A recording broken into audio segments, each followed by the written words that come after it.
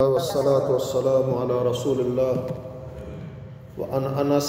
رضي الله تعالى عنه قال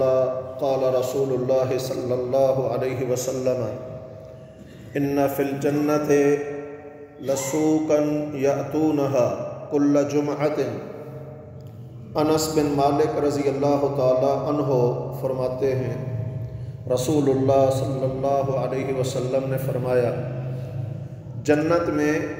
ایک بازار ہے جس میں لوگ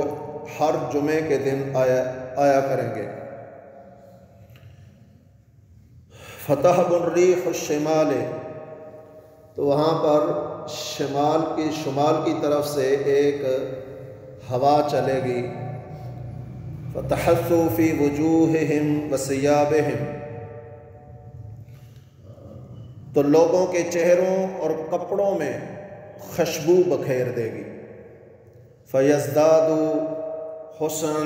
و جمالا، اور لوگوں کے حسن و جمال یعنی خوبصورتی میں اضافہ کر دے گی۔ ویرجعون الی اہلیہم، تو لوگ جب اپنے اہل و عیال کی طرف واپس آئیں گے، وقد ازدادوا حسنا و جمالا، اس حالت میں کہ ان کا حسن خوبصورتی زیادہ ہو چکا ہوگا۔ فیقول لهم اہلوہم، تو ان کے اہل و عیال یعنی ان کی بیویاں انہیں کہیں گی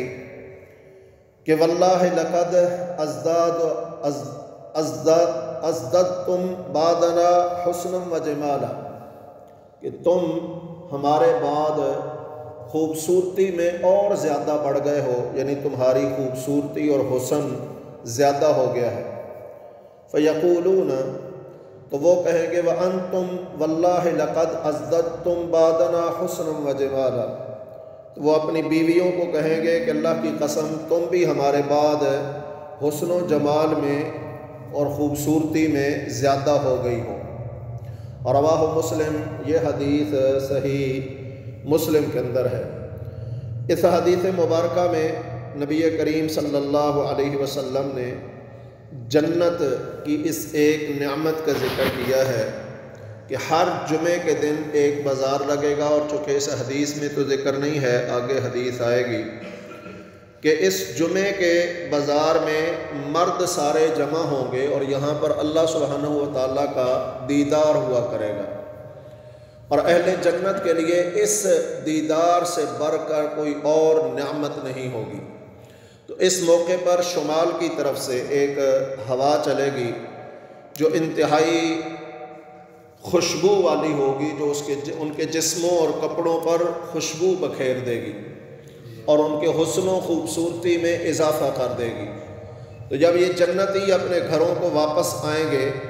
تو ان کی بیویاں ان کے دروازوں پر کھڑی انتظار کر رہی ہوں گی، اور جب سامنا ہوگا تو کہیں گی اللہ کی قسم آج تم پہلے سے زیادہ خوبصورت لگ رہے ہو۔ تو یہ آگے سے جواب دیں گے کہ تم بھی اللہ کی قسم آج پہلے سے زیادہ خوبصورت لگ رہی ہو۔ اس سے یہ ثابت ہوتا ہے کہ یہ صرف مردوں تک ہوا نہیں جائے گی بلکہ گھروں میں عورتوں پر بھی چلے گی۔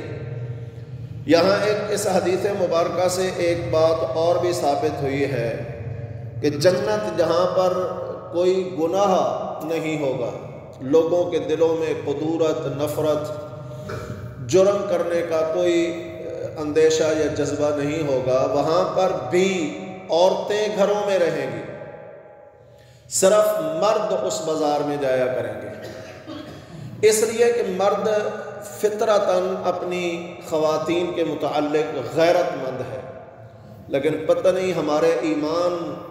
کمزور ہو گئے ہیں یا کیا وجہ بنی ہے کہ اب وہ غیرت ہمارے اندر وہ نہیں رہی